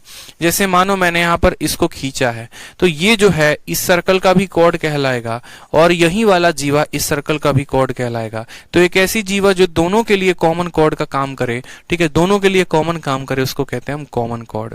उसको हम क्या कहते हैं? कॉमन कॉर्ड कहते हैं। Two circle intersect at a point then they are called common chord. तो आ जाइए, हमारा जो बेसिक प्रॉपर्टी है उसको हमने थोड़ा सा पढ़ लिया है। अब हम जो पढ़ने वाले हैं दोस्त, वो हम पढ़ने वाले हैं प्रॉपर्टी। प्रॉपर्टी ध्यान रहेगा तो ज्योमेट्री में किंग कहलाओगे, प्रॉपर्टी ध्यान नहीं रहेगा तो बड़ा मुश्किल में आ जाओगे। प्रॉपर्टी नंबर 1 क्या कहा है? प्रॉपर्टी नंबर 1 में बड़े अच्छे तरीके से एक बात कही है, equal chord of a circle substance equal angle at the centre. और सिर्फ इक्वल एंगल नहीं करेंगे, जैसे मानिए हमने आपको ये कहा कि हमने एक सर्कल बना दिया, ठीक है, हमने क्या बना दिया? यहाँ पर सर्कल बना दिया, समझिएगा मेरी बात को। और हमने सर्कल जब बना दिया यहाँ पे, तो सर्कल में क्या हो गया कि एक कॉर्ड इसका यहाँ पे था, दूसरा कॉर्ड हमारा यहाँ पर था। मानो इस कॉर्ड का जो लंबाई है, ठीक है, ये जो दोनों के दोनों आमने सामने हैं, ये हमारा कॉर्ड है AB और दूसरा हमारा कॉर्ड कौन सा है? CD नाम का कॉर्ड है। सेंटर यहाँ पर है, तो जब सेंटर है और जब हम इसको मिलाएंगे तो हम ये कहेंगे कि यदि हमारा ये वाला वैल्यू हमारे इसके वैल्यू के बराबर है, तो आप मुझे खुद बताओ, ठीक है, आप मुझे खुद बताओ, जब हम इन दो ट्रायंगल में सिमिलैरिटी स्थापित करेंगे तो हम क्या कहेंगे? हम ये कहेंगे ये वाला इसके बराबर, ये रेडियस इसके बराबर, ये रेडियस इसके बराबर, मतलब ये दोनों के दोनों क्या हो जाएंगे? कॉन्ग्रुएंट हो जाएंगे, सर्वांगसम हो जाएंगे। जब सर्वांगसम हो जाएंगे तो ये वाला थीटा इसके बराबर हो जाएगा, ये थीटा इसके बराबर हो जाएगा और बीच वाला दोनों के बराबर। यानी यहां पर हम कह सकते हैं कि इनके द्वारा बनाया गया कोण क्या होगा? बराबर। यानी जब दो कॉर्ड हमारे ऐसे बराबर हो जाते हैं ना, तो इनके द्वारा बना जो एंगल होता है वो भी बराबर होता है और ये दोनों त्रिभुज क्या कहलाते हैं? सर्वांगसम। इसके एरिया भी जो कहलाएगा ना, इसका जितना एरिया बनेगा ना उतना ही एरिया इसका भी बनेगा, इस बात को ध्यान रखो हर एक बात। क्योंकि जब दो ट्रायंगल कॉन्ग्रुएंट हो जाते हैं तो उनके साइड बराबर होते हैं, उनके एंगल बराबर होते हैं, उनका पेरीमीटर बराबर होता है, उनका एरिया, हर कुछ बराबर होता है। तो अगर यहां पर बस जरूरत क्या थी? ये वाला इसके बराबर था, ये इसके बराबर था, एक और साइड आ जाता, तीनों साइड बराबर, तो हमारा एंगल भी बराबर, कॉन्ग्रुएंट हो गया, बस बात खत्म। तो बीच में जो एंगल बनेगा वो कितना बनेगा? बीच में जो एंगल बनेगा वो हमेशा, इस बात को ध्यान रखो, क्या बनेगा? तो बराबर बनेगा ये दोनों कोण। इसी के ऊपर ये बात कही गई है। दूसरा प्रॉपर्टी आपसे क्या कहा गया वो देखो, the angle subtended by the chord of the circle at the centre are equal. उल्टा कहा गया है। अब उल्टा आपसे ये कहा गया है कि यदि ये दोनों कोण बराबर हैं, समझिएगा मेरी बात को, पीछे ये कहा गया था आपसे, पीछे ये कहा गया था कि यदि ये जो दोनों जीवाएं हैं ये बराबर हो जाएंगी तो ये कोण बराबर हो जाएंगे। अब यहाँ पर ये कहा गया कि यदि ये कोण बराबर होंगे तो ये जीवाएं भी आपस में क्या होंगी? बराबर होंगी। जैसे मानो एक कॉर्ड हमारा AB है, दूसरा कॉर्ड हमारा CD है, कहा गया ये दोनों कोण बराबर हैं, तो ऑटोमेटिक AB बराबर क्या हो जाएगा? CD के। ऑटोमेटिक AB और CD क्या हो जाएंगे? बराबर हो जाएंगे, ठीक है। उसके बाद आ जाओ इसमें पॉइंट नंबर 3। पॉइंट नंबर 3 में क्या कहा है जरा वो देखो। सवाल में आपसे ये कहा गया है इक्वल कॉर्ड। अब मानो एक सर्कल की बात नहीं हो रही है, अब मैंने कहा दो अलग अलग सर्कल बना देते हैं, तो हमने कहा ठीक है, एक सर्कल यहाँ पर C1 है, दूसरा सर्कल हमारा C2 है। अभी आप ये पढ़ रहे थे कि यदि एक ही सर्कल के अंदर दो अलग अलग कॉर्ड हो, एक कॉर्ड ऐसे हो, दूसरा कॉर्ड ऐसा हो, तो यदि हमारे ये दोनों के दोनों कॉर्ड बराबर होते हैं तो ये बराबर का कोण बनाते हैं। उसी तरीके से अब हमने ये पढ़ा कि यदि हमारे दो सर्कल होते हैं, ठीक है, और इस सर्कल का कॉर्ड AB है और दूसरे वाले का कॉर्ड PQ है, यदि ये दोनों कॉर्ड बराबर होंगे तो इनके द्वारा बनाया गया जो कोण होगा वो भी बराबर होगा, चाहे ये सर्कल छोटा क्यों ना है, चाहे ये सर्कल बड़ा क्यों ना है। जैसे आपको हम और विजुअलाइज करवाते हैं, मानिए यहाँ पर ये छोटा सर्कल है और यहाँ पर क्या है? ये बड़ा सर्कल है। एक छोटा पिज्जा हो गया, एक बड़ा पिज्जा हो गया, ठीक है। यहाँ पर अगर हम बात करते हैं तो ये जो रेडियस है या यहाँ जो कॉर्ड है और ये सेंटर का है, और यहाँ पर अगर हम बात करें तो इसकी वैल्यू इतनी हो जाएगी AB करके, ठीक है।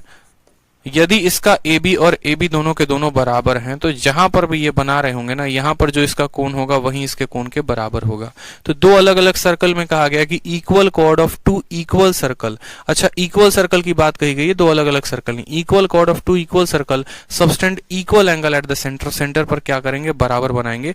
दो सर्कल हैं, सेम तरह के हैं लेकिन वो अलग अलग हैं, तो यदि इनका कॉर्ड बराबर होगा तो इनका जो एंगल होगा वो भी क्या होगा? बराबर होगा। आ जाओ नेक्स्ट पॉइंट देखो, यहाँ पे नेक्स्ट पॉइंट क्या कहा गया है। नेक्स्ट पॉइंट आपसे ये कहा गया है the angle subtended by the chord of equal circle at the centre are. ये बात है उल्टा है कि यदि आपका जो है एंगल बराबर है, ठीक है। यदि आपका ये दो सर्कल में एंगल बराबर है तो इनका कोड बराबर होगा, और पीछे ये पढ़ा था कि यदि कोड बराबर है तो एंगल भी बराबर होगा। ठीक है, चलो आ जाओ। तो एक एग्जाम्पल है, सबसे पहले पहला एग्जाम्पल है, चलो बताओ इसका आंसर बताओ। एग्जाम्पल आप सभी के सामने है। कहा गया है कि ए बी और सी डी जो है वो दो कॉर्ड हैं सर्कल के, इस तरीके से कि वो दोनों के दोनों कॉर्डों की लंबाई जो है 5 सेंटीमीटर है, रेडियस हमारा 4 सेंटीमीटर है। यदि ओ उस सर्कल का सेंटर है तो ए ओ बी माइनस सी ओ डी की वैल्यू कितनी होगी। बड़ा प्यारा सवाल है, बहुत प्यारा सवाल है। देखिए, ठीक है, सवाल में हमसे कहा है कि एक सर्कल है, तो सबसे पहले बना दो यहाँ पे सर्कल, कोई दिक्कत की बात। ए बी और सी डी नाम के उसके दो कॉर्ड हैं, दो क्या हैं, जीवाएं हैं, और इस प्रकार हैं कि वो दोनों जीवाएं जो हैं वो बराबर हैं।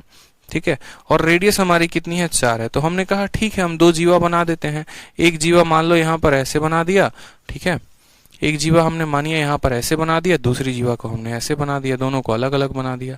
ये हमने बीच में सर्कल के सेंटर को रख दिया। ठीक है, ये हमने बीच में सर्कल के सेंटर को रख दिया। जीवा की लंबाई कितनी है, तो कहा गया है दोनों जीवाएं हमारी बराबर हैं, यानी 5 और 5 के हैं। सवाल में रेडियस दिया गया है, यानी ये भी 4 है, ये भी 4 है, ये भी 4 है हमारा, ये भी 4 है। तो उसके बाद हमें कहा गया है कि यदि ओ सेंटर है तो एओ बी और सीओ डी का, ठीक है, यहाँ पर यदि ओ सेंटर है, एक हमारा ये हो गया और ये हमारा हो गया, तो एंगल, ठीक है, एंगल ए ओ बी और एंगल सी ओ डी, यानी ये दोनों कोनों का जो अंतर होगा वो कितना होगा, आप मुझे बताओ यहाँ पे। ठीक है, दोनों कोनों का जो अंतर आएगा वो कितना आएगा, आपसे पूछा गया है।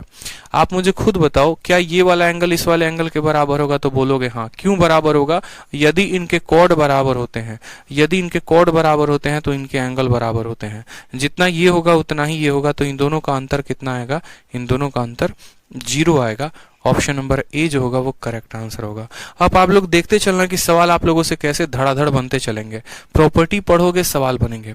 तो प्रॉपर्टी 1 में क्या पढ़ा, प्रॉपर्टी 1 में ये पढ़ा कि यदि कॉर्ड की लंबाई बराबर होती है तो कोण बराबर का बनता है, या अगर कोण बराबर होते हैं तो कॉर्ड की लंबाई भी बराबर होती है। वो चाहे एक खुद के सर्कल में हो, ठीक है, जहां पर दो अलग अलग कॉर्ड दे दिए गए हों, या दो समान तरह के सर्कल हो, दो समान तरह के वृत्त हों और उनका कॉर्ड दिया गया हो। ठीक है, आ जाओ फिर बात करते हैं प्रॉपर्टी नंबर 2 में। प्रॉपर्टी नंबर 2 को अपने कॉपी में देखिए। कहा गया है कि यदि आपके दो कॉर्ड हैं किसी सर्कल के और वो इक्वल हैं, तो उनका जो करस्पॉन्डिंग आर्क होगा ना, जैसे मानो मैंने कहा ये मेरा एक सर्कल है, ठीक है, और ये एक कॉर्ड यहां बन गया, दूसरा कॉर्ड यहां बन गया, तो ये जो चाप अपने साथ लेकर घूमते हैं, ये जो इसकी चाप हो गई और ये जो इसकी चाप हो गई, यदि ये दोनों कॉर्ड बराबर हैं तो इनके द्वारा बनाया गया जो चाप होगा वो भी बराबर होगा।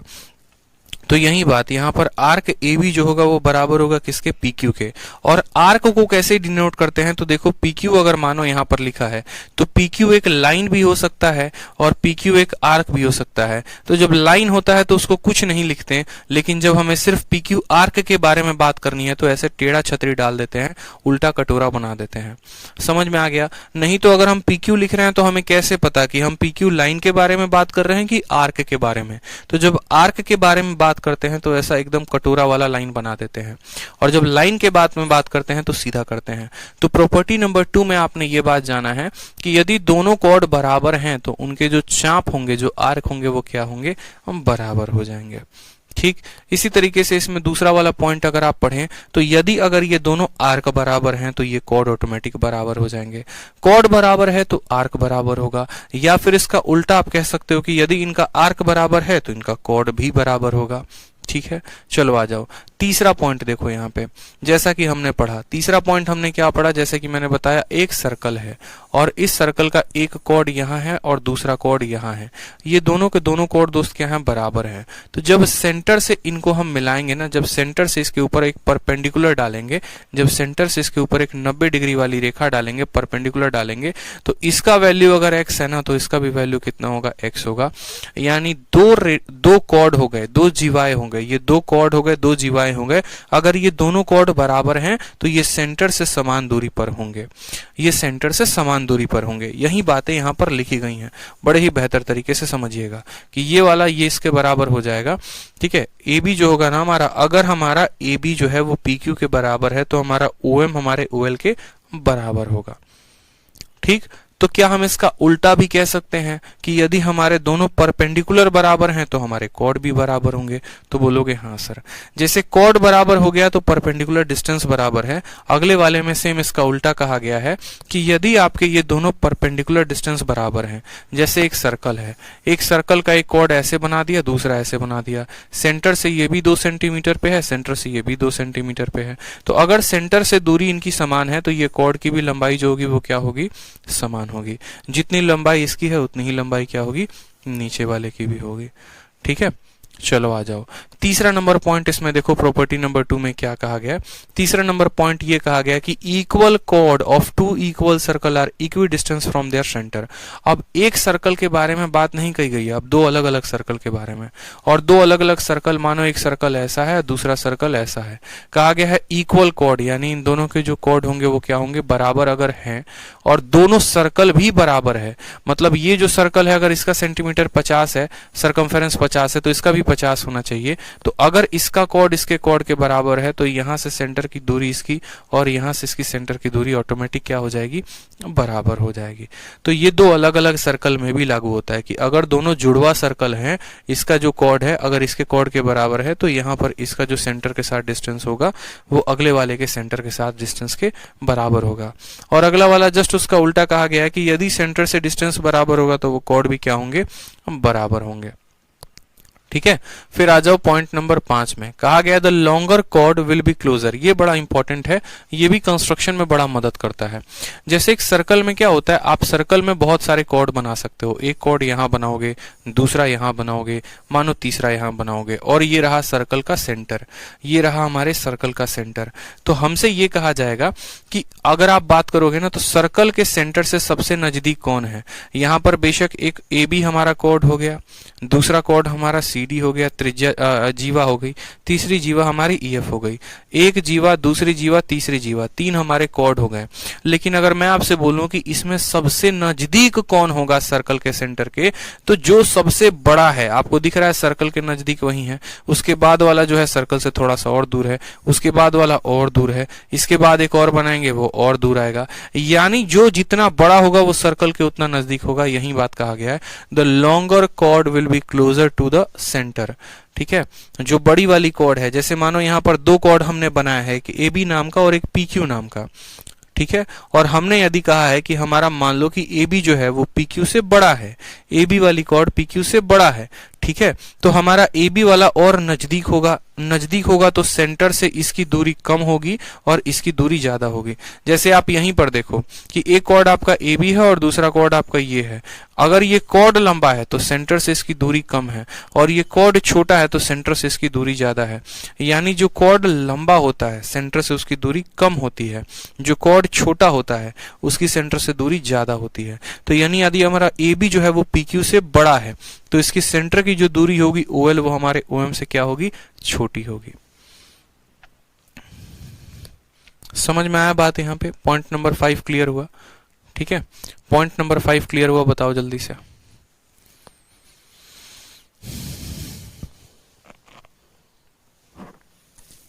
बताओ, एक बार कमेंट करके बताओ सभी प्रॉपर्टी क्लियर हुए? कितनी प्रॉपर्टी को हम लोगों ने कवर अप कर लिया? 3 प्रॉपर्टी को कवर अप कर लिया है।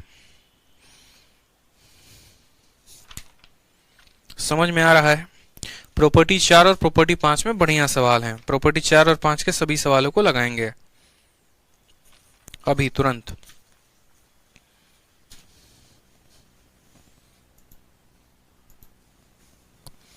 चलो आ जाओ। तो प्रॉपर्टी क्लियर हुआ ना?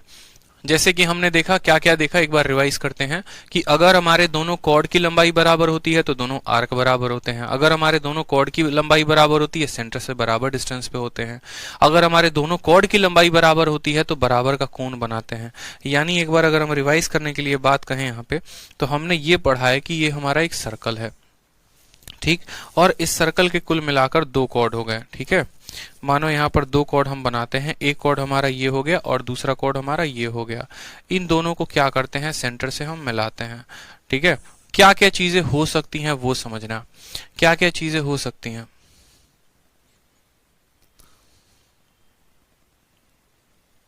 क्लियर हुआ, बहुत शानदार। अब देखते चलो, जैसे यहाँ पर अगर हम बात करें, मैंने कहा कि यदि हम इसको पॉइंट को कहते हैं ए बी और इस पॉइंट को हम कहते हैं सी डी, तो जो फाइनल हमने पढ़ा है वो क्या पढ़ा है कि यदि हमारा ये जो ए बी है ये बराबर हो जाता है हमारे सी डी के, यदि हमारा ये ए बी है बराबर हो जाता है सी डी के, तो पहला पॉइंट आपने पढ़ा वो ये पढ़ा कि आपका ये जो दोनों का थीटा है वो क्या हो जाएगा, बराबर। पहला पॉइंट था, पॉइंट नंबर 1, थीटा 1 बराबर थीटा 2 आप कह सकते हो, ठीक है। थीटा 1 और थीटा 2 क्या हो जाएंगे, बराबर। ये पॉइंट नंबर 1 था।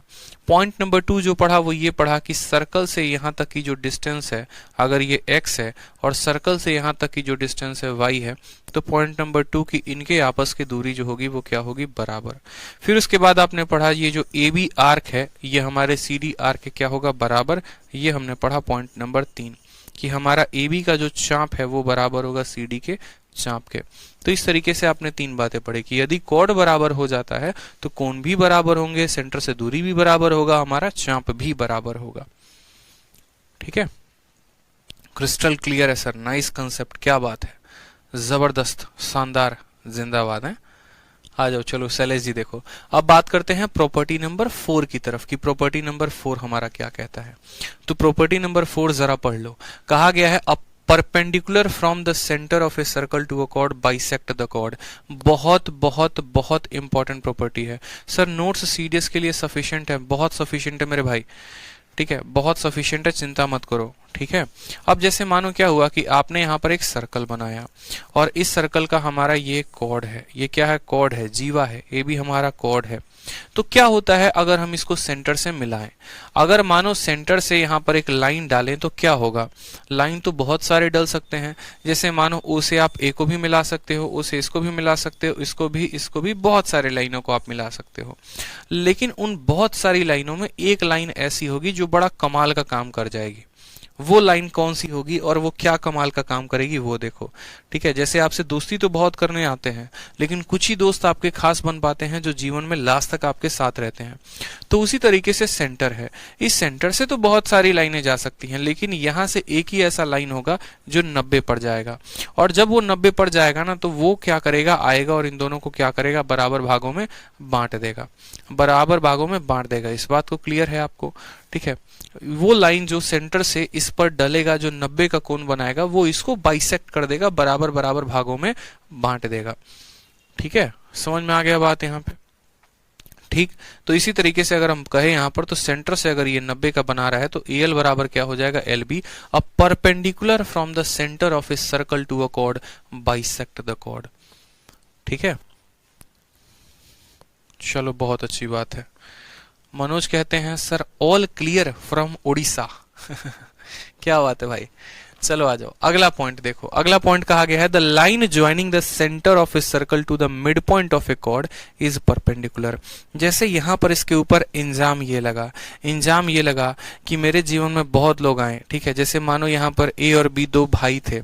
ठीक है, A और B दो भाई थे, A के जीवन में बहुत सारी महिला मित्र आई और गई, B के जीवन में बहुत सारी महिला मित्र आई और गई, लेकिन एक ऐसी महिला मित्र थी O जो इसके जीवन में आई और दोनों भाइयों का क्या करवा दिया, बंटवारा करवा दिया, दोनों भाइयों को क्या करवा दिया, बंटवारा करवा दिया। समझ में आ गया बात, और बाद में वो X बन के चली गई वापस। तो अब उल्टा भी कहा जा सकता है, और उल्टा ये दोनों भाई अब इस तरीके से ब्लेम करते हैं कि यदि अब हमारा बंटवारा किया जाए तो वो बंटवारा पक्का बीच से होकर गुजरेगा, एकदम बीच से लाइन खींचना, और वो सेंटर के सर्कल के सेंटर के बीच से जाएगा। यानी पॉइंट नंबर यहाँ पर अगला ये कहा गया है आपको कि यदि ये AB नाम की रेखा है और इसको बीच से काटते हो, इनका बंटवारा करते हो, तो ये सर्कल के सेंटर से होकर जाएगा। जैसे मैंने एक बॉलीवुड की मूवी देखी थी कि बंटवारा करते हैं तो सभी चीजों को आधा आधा बांट देते हैं, यहाँ तक कि घर को एकदम बीच बीच में इसे लाइन खींच देंगे। तो उसी तरीके से सपोज करो ये क्रिकेट का प्लेग्राउंड है और ये दो भाइयों का प्लेग्राउंड है, इन लोगों ने आपस में लफड़ा कर लिया, तो भाई साहब इनका मिड पॉइंट ये है।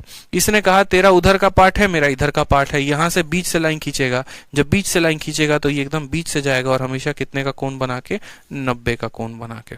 ध्यान रखो, तो यदि रेखाएं परपेंडिकुलर हैं तो बराबर भागों में बांटेंगी, और यदि बराबर भागों में बट रही हैं तो वो सर्कल से क्या होगी, परपेंडिकुलर होगी। ये था पॉइंट नंबर 2। पॉइंट नंबर 3 देख लो। पॉइंट नंबर 3 क्या कहता है कि जैसे मानो यहां पर यदि आपका ये OL जो है इसके ऊपर परपेंडिकुलर है, ठीक है, तो आपको एक बात हमेशा ध्यान रखना पड़ेगा, AL जो होगा आपका, ठीक है, AL जो होगा वो हमारे LB के बराबर, ये तो हमें पता ही है। उसके बाद हमसे कहा गया यहाँ पर कि आप एक राइट एंगल ट्रायंगल बना लोगे। जैसे मानो क्या हुआ यहाँ पर कि एक सर्कल ऐसा था, इस सर्कल के अंदर कहानी कुछ ऐसी हुई कि हमने एक कॉर्ड को बनाया, इस कॉर्ड को नाम दिया हमने AB। सर्कल का सेंटर यहाँ O था। जब हमने इसके सेंटर से यहाँ 90 पे डाला तो यहीं पर, ठीक है, यहीं पर जो है, ठीक है, अनोखा बंधन, बहुत अच्छी बात है। यहीं पर क्या करते हैं कि यहीं पर हम जो है राइट एंगल ट्रायंगल बना सकते हैं। कैसे? अगर इस सेंटर को आपने यहां से जोड़ा है, आप इसको जोड़ा यहां से जोड़ो, ठीक है, तो अगर हम मानते हैं यहां पर इसकी लंबाई अगर हम x मान लेते हैं, इसकी लंबाई हम y मान लेते हैं और ये हमारा जो है r हो जाता है, तो पाइथागोरस का थ्योरम क्या कहता है? बेस का स्क्वायर प्लस परपेंडिकुलर का स्क्वायर बराबर होगा किसके? हाइपोटेनस के स्क्वायर है। और इसके ऊपर बहुत सारे सवाल आपके पेपर में पूछे जाते हैं, बहुत सारे सवाल के distance from the centre plus base का स्क्वायर बराबर किसके होगा? रेडियस के स्क्वायर के। जैसे कुछ एग्जांपल्स आप लोग देखो, सबसे पहला एग्जांपल आप लोगों के सामने है, प्रीवियस ईयर के कुछ क्वेश्चंस हैं। क्वेश्चन में कहा गया है the length of the chord of a circle, ठीक है, कॉर्ड की लंबाई हमारी 8 सेंटीमीटर दे रखी है, perpendicular distance between the centre and a cord is 3 centimetre, तो रेडियस पूछा है। आपको हमेशा इस बात को ध्यान रखो, कॉर्ड की लंबाई दे सकता है, ठीक है, डिस्टेंस दे सकता है, रेडियस पूछेगा, या रेडियस दे सकता है, कॉर्ड की लंबाई दे सकता है, डिस्टेंस पूछेगा, या डिस्टेंस और रेडियस दे सकता है, कॉर्ड पूछेगा। 3 चीजों में कोई भी 2 का मान देके तीसरे का मान पूछा जा सकता है। जैसे इस सवाल में क्या कहा गया है, तो इस सवाल में कहा गया कि आपके पास एक सर्कल है, तो हमने कहा जी सर बिल्कुल हम एक वृत्त बना लिए। हमने कहा बहुत अच्छी बात है, वृत्त बना लिए तो एक कॉर्ड भी बना दो, जीवा भी बना दो, तो आपने कहा एक जीवा भी हम बना देते हैं AB नाम का, इसका एक केंद्र होगा, सेंटर होगा, वो भी बना दोगे। कहा गया the length of the chord of a circle, इस कॉर्ड की लंबाई कितनी है? तो कॉर्ड की लंबाई हमारी 8 सेंटीमीटर है। सेंटर से इस कॉर्ड तक की जो परपेंडिकुलर डिस्टेंस है, डिस्टेंस बहुत सारे होंगे लेकिन जो परपेंडिकुलर है हमें वो लेना है, उसकी लंबाई कितनी है? तो बोलोगे सर उसकी जो परपेंडिकुलर की लंबाई है वो हमारी 3 है। तो आप बताओ रेडियस कितना होगा? ये जो r है ना, ये जो r है, यहाँ पर r का मान कितना होगा? तो सबसे पहला मुझे बात बताओ दोस्त यहाँ पे कि जो ये कॉर्ड होता है ये कितने पार्टों में बढ़ता है? तो 2 बराबर भागों में बढ़ता है। अगर ये पूरे का मान 8 है, अगर ये पूरे का मान 8 है, तो आप मुझे बताओ ये 8 जो है ये 4 और 4 में बटेगा कि नहीं? तो बोलोगे सर ये भी 4 है, ये भी 4 है। अब जरा इस ट्रायंगल पे फोकस करो, तो ये कैसा ट्रायंगल हो गया? राइट एंगल ट्रायंगल हो गया। तो बोलोगे इन ट्रायंगल O, ठीक है, OXB मानो यहाँ पर ट्रायंगल OXB में हमारा क्या हो गया? तो ये एक राइट एंगल ट्रायंगल हो गया। अब ये 3 है, ये 4 है, तो रेडियस क्या हो जाएगा? पाइथागोरस ट्रिपलेट से 5 हो जाएगा। तो इसकी रेडियस कितनी आ जाएगी? ऑप्शन नंबर B आ जाएगा। ठीक है, पूरे कॉर्ड की लंबाई 8 थी, तो ये 4 और 4, 3 4 5 का क्या बनता है? ट्रिपलेट बनता है। ये 3 है, ये 4 है, तो 3 का स्क्वायर 9 हो गया, 4 का स्क्वायर 16, 16 और 9 25, रेडियस का स्क्वायर 25, तो रेडियस कितना होगा? 5। पाइथागोरियन ट्रिपलेट बता रखा है तो अब आसानी से समझ पा रहे होगे। आ जाओ अगले वाले सवाल पे। अगला सवाल कहा गया है दिए गए सर्कल में, दिए गए चलचित्र में, फोटो में जो PQ जो कॉर्ड है ना, ये जो PQ कॉर्ड है, कहा गया कि PQ की जो लंबाई है वो 18 सेंटीमीटर है। AB जो है यहाँ पर, ठीक है, AB नाम का एक लाइन है जो इसके ऊपर परपेंडिकुलर है, 90 का कोण बनाए हुए है, ठीक है। परपेंडिकुलर बाइसेक्टर भी आप उसको कह सकते हो या परपेंडिकुलर भी। MB का मान हमें दिया गया है, MB का जो मान है गौर से करेंगे, ये MB का मान दिया गया है। इसके अलावा हमसे कहा गया है AB का मान कितना होगा, ठीक। अब यहां पर गौर से देखो, ये वाली वैल्यू कितनी की हो गई? 9। अगर ये पूरा का पूरा 18 है तो यहां पर P से लेकर M तक हमारा 9 हो जाएगा। ये वाली वैल्यू कितनी है? 3 है। और हमसे क्या पूछा गया है सवाल में? हमसे जो है सवाल में AB का मान पूछा गया है। ये पूरा का पूरा AB का मान कितना होगा? AB का मतलब क्या होगा दोस्त? AB का मतलब डायमीटर, AB का मतलब हो जाएगा त्रिज्या।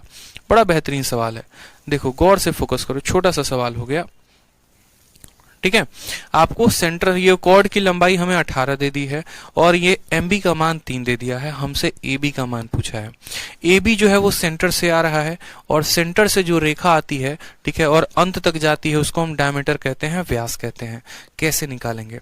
आप मुझे एक बात बताओ, यदि यहाँ पर O से लेकर P तक को हम कहते हैं कि ये हमारा R सेंटीमीटर है, ठीक है, तो ये हमारा R है, तो हमारा O से लेकर B तक भी तो हमारा R होगा। तो बोलोगे हाँ सर, ये भी हमारा हमारा आर होगा, ये भी हमारा आर होगा, ये भी हमारा आर होगा, सभी के सभी तो रेडियस ही हैं, सभी के सभी रेडियस हैं, तो आर आर आर होंगे, बात खत्म। अब इसमें अगर मानो ये रेडियस आर है और ये भी आर है, और इस आर में मैंने कहा कि यहां से लेकर यहां तक 3 है, तो ओ से लेकर एम तक कितना आ जाएगा बताओ, ओ से लेकर एम तक कितना आ जाएगा, तो ये जो ओ एम होगा वो हो जाएगा आर माइनस 3। यहां से लेकर यहां मानो 10 सेंटीमीटर, ये है 3, तो ये कितना हो जाएगा, 7 हो जाएगा।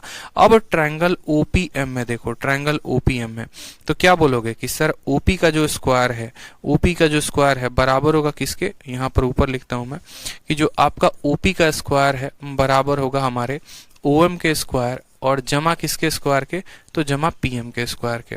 होगा मेरी बात भाई, बताओ इतना तो होगा ना, ठीक है। तो बहुत अच्छे, आपने कहा जी सर बिल्कुल होगा। तो यहाँ पर ओपी का मान हमने क्या माना था, तो रेडियस का स्क्वायर बराबर ओएम का कितना हो जाएगा, तो आर माइनस 3 का होल स्क्वायर बराबर हमारा पीएम का मान कितना है, तो 9 का होल स्क्वायर। सॉल्व करो यहाँ पर, तो आर का स्क्वायर बराबर यहाँ पर करोगे तो R square plus 9 minus 6r plus 81। R square से आर स्क्वायर हमारा क्या हो जाएगा, खत्म हो जाएगा। ये 6r को जब हम उधर भेजेंगे तो 6r बराबर 81 जमा 9 हो 90 हो जाएगा। तो r की वैल्यू कितनी आ जाएगी, 6 से काटोगे 15 बार में, तो बोलोगे सर r का मान हमारा 15 आ गया है। r का मान कितना आ गया है, 15 आ गया है। अब अगर r का मान 15 आ गया है तो ये पूरा AB जो है ये डायमीटर है, तो AB जो होगा वो हमारा क्या होगा, r का दोगुना, यानी 15 का दोगुना कितना आ जाएगा, 30 आ जाएगा। ऑप्शन नंबर ए, आओ कभी हवेली पे। ठीक है, क्लियर हो गया। बेसिक से धीरे धीरे आप लोगों को उठा रहे हैं, धीरे धीरे आप लोगों को बेसिक से हाई लेवल तक लेके चलेंगे, ताकि आप सभी एग्जांपल्स को समझ पाए, सभी कंसेप्ट को आप समझ पाए।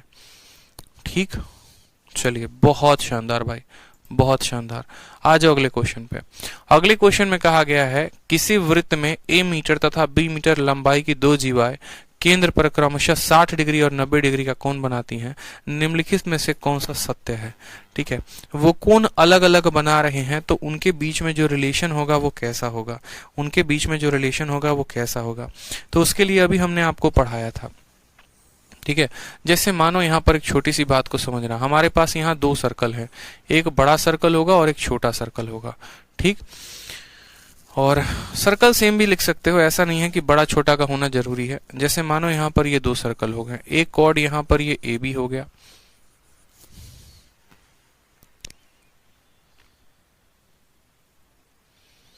दो सर्कल को लेने की आवश्यकता नहीं है, एक ही सर्कल को लो।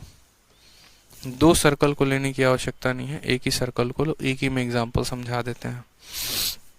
तो जैसे मानो एक हमारा यहाँ पर क्या हो गया, ए बी नाम का हमारा कोड हो गया, और दूसरा कोड आप ऐसे समझ लो, दूसरा कोड जो है आप ऐसे समझ लो कि आपका ये सी डी नाम का दूसरा कोड हो गया।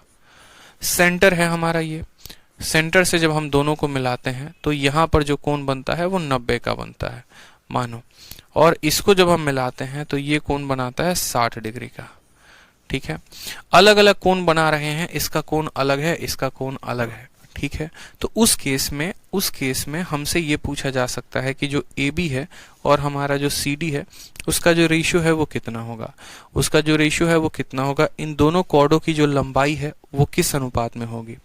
अब ये बात हमें समझना है कि यदि एंगल का मान दिया जाएगा, ठीक है, यदि एंगल का मान दिया जाएगा तो हम कॉर्ड की लंबाई को कैसे बता सकते हैं। ठीक है, कॉर्ड की लंबाई को कैसे बता सकते हैं। जैसे यहाँ पर अगर आप गौर करेंगे तो ये भी आपका क्या है, तो ये भी आपका रेडियस है, और ये भी आपका क्या है, रेडियस है। उसी तरीके से आप बोलोगे तो सर ये जो हो गया ये हमारा रेडियस हो गया। तो बहुत आसान है, आप मुझे बताओ अगर ये आपका r है और ये r है तो r और r कितना बना देता है, √2r बना देता है कि नहीं बना देता है, बोलो। ठीक है, हाइपोटेनस कितना निकल जाता है, तो √2r निकल जाता है। उसी तरीके से हमारा ये अगर r है और ये कोण भाई साहब 60 है, बोलोगे सर ये r 45 आपने कैसे लिख दिया। मैंने कहा देखो ये रेडियस होगा, ये बात आप जानते हो, तो बोलोगे हाँ।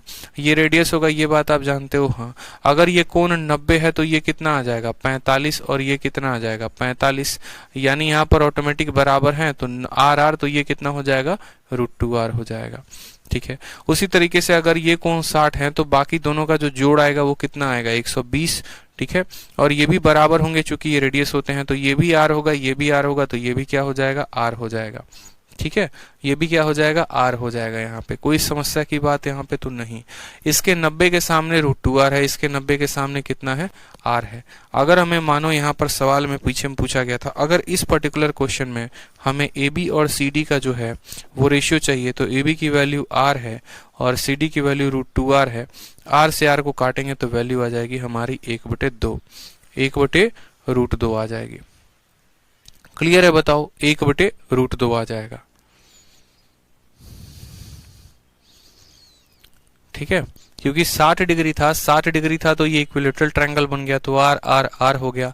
90 था तो 45 45 r √2r हो गया। तो इनका रेशियो निकाला तो कैसे निकला, 1/√2 का निकला। उसी तरीके से यहाँ पर कहा गया 2 कॉर्ड ऑफ ए सर्कल, तो मैंने मानो यहाँ पर एक सर्कल बना दिया। ठीक, एक सर्कल ऐसे मैंने बना दिया और सर्कल में क्या कहा गया है, 2 कॉर्ड हैं जिसकी लंबाई a मीटर है और b मीटर है। मानो ये कॉर्ड है, इसकी लंबाई a मीटर है, दूसरा वाला कॉर्ड है उसकी लंबाई b मीटर है। ये दोनों के दोनों जो हैं क्या कर रहे हैं, सर्कल के सेंटर पर कोण बना रहे हैं, सर्कल के सेंटर पर कोण बना रहे हैं। ये 90 का बना रहा है और ये 60 का बना रहा है। ठीक है, ध्यान रखो, a metre and b metre 60 और 90 का बना रहे हैं, उल्टा बना रहे हैं, 60 और 90 का। जो a वाला है, जो A वाला है वो 60 का बना रहा है, जो B वाला है वो 90 का बना रहा है सेंटर पे। तो कौन सा रिलेशन सही होगा? सेम तरीके से आप मुझे बताओ, अगर ये आपका जो है 60 बना रहा है तो ये भी कौन 60 होगा, ये भी कौन 60। यदि ये A है, ठीक है, यदि ये A हो गया, उसी तरीके से आप मुझे बताओ, यदि ये A हो गया तो ये भी आपका A हो जाएगा और ये भी आपका A हो जाएगा। उसी तरीके से ये रेडियस हो जाएगा तो ये भी हमारा A हो जाएगा, ये भी हमारा A हो जाएगा। और 90 के अनुसार ये वाली वैल्यू जो आएगी ये √2a आएगी। तो हम ऐसा कह सकते हैं कि जो b की वैल्यू आएगी वो √2a के बराबर होगी। तो हमें सवाल में कहा गया कौन सा रिलेशन सही है, तो b बराबर √2a जो होगा वो ऑप्शन नंबर ए जो होगा वो सही है। दोबारा से देखो, यदि आपका ये a है तो ये एक इक्विलेटरल ट्रायंगल है, तो ये a तो ये भी a तो ये भी है, यानी रेडियस a आ गया। अगर रेडियस a है और रेडियस a है तो हाइपोटेनस √2a हो जाएगा, यानी b बराबर √2a जो होगा वो करेक्ट आंसर होगा, ऑप्शन नंबर ए।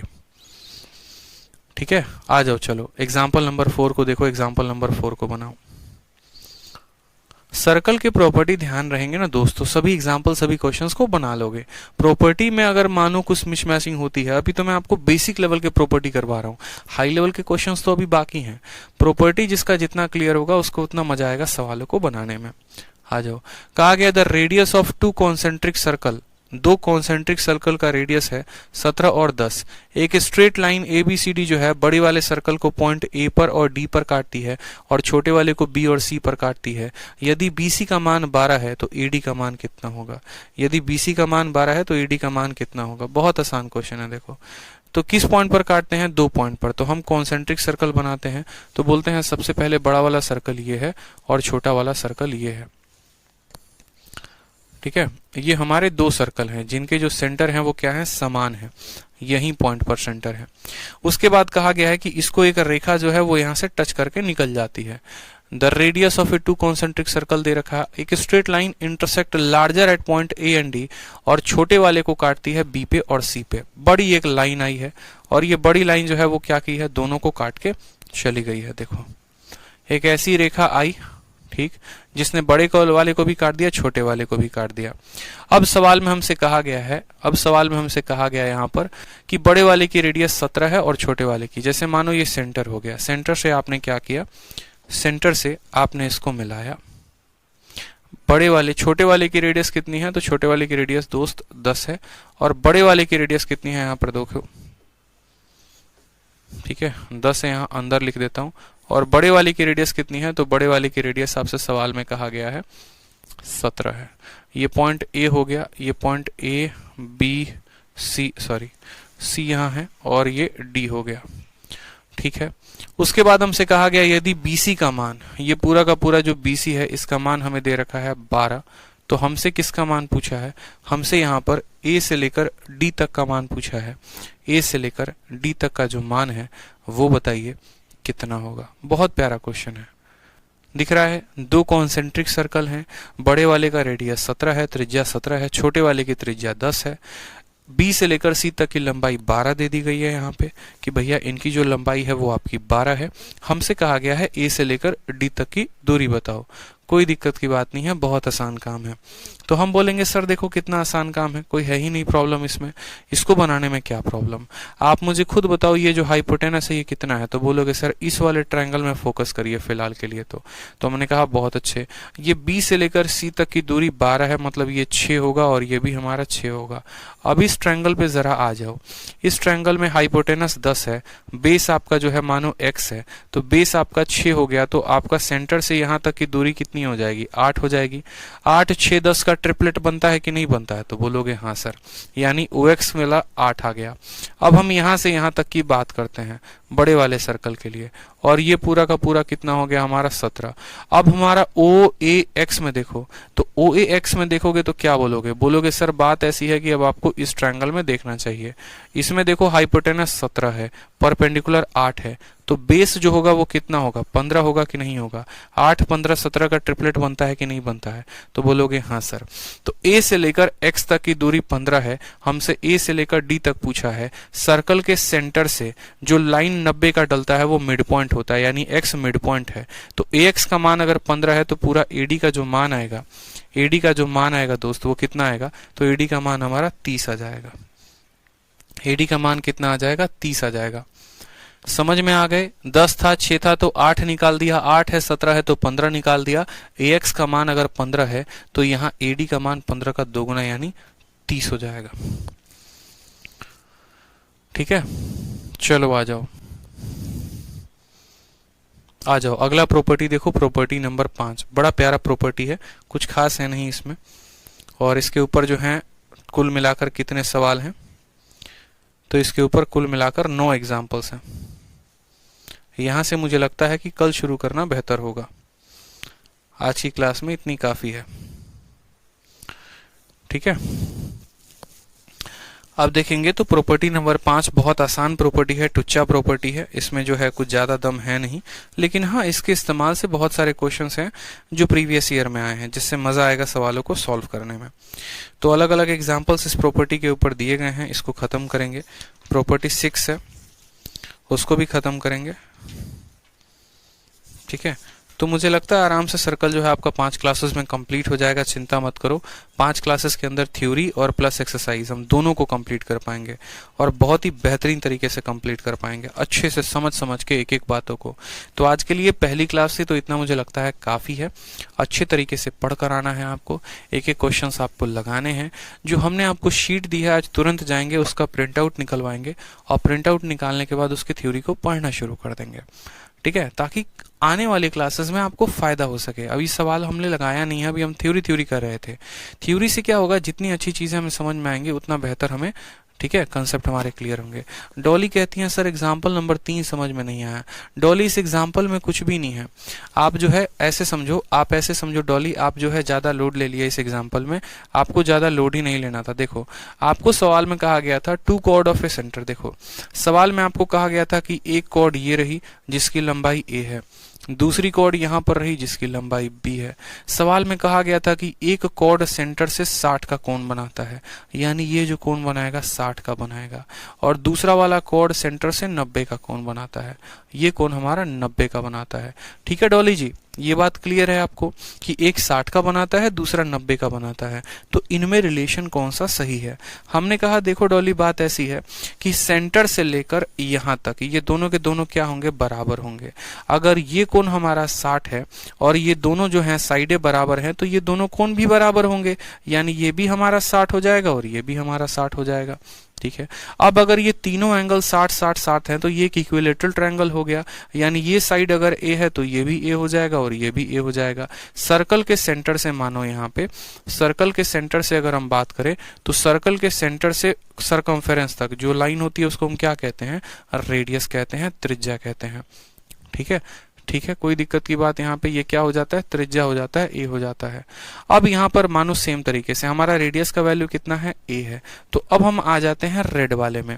अब हम जब रेड वाले में आएंगे तो रेड वाले में हम क्या कहेंगे, हम ये कहेंगे कि ये हमारा 90 है और ये दोनों के दोनों रेडियस होते हैं बराबर, यानी ये हमारा 45 हो जाएगा और ये हमारा 45 हो जाएगा। ठीक है।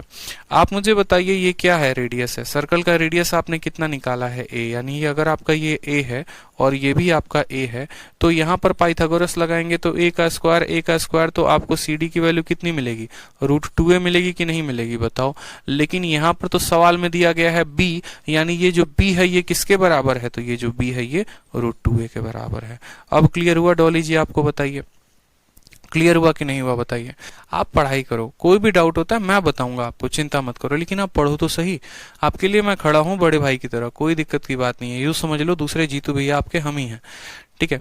कोई भी डाउट होता है आप बेशक पूछा करो, ठीक, लेकिन बस पढ़ाई किया करो मन लगा के, ठीक है। डाउट होता है पूछो, 1000 बार पूछो, मैं 1000 बार बताऊंगा, ठीक है। आप पढ़ाई करो।